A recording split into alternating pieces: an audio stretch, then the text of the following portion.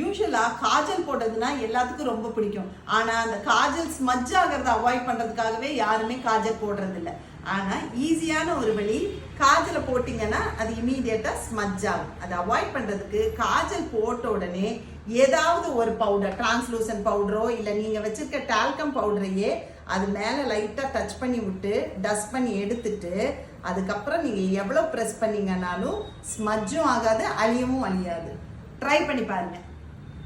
யூசுவலா காஜல் போட்டதுன்னா எல்லாத்துக்கும் ரொம்ப பிடிக்கும். ஆனா அந்த காஜல் ஸ்மட்ஜ் ஆகிறத அவாய்ட் பண்றதுக்காகவே யாருமே காஜல் போடுறது இல்லை.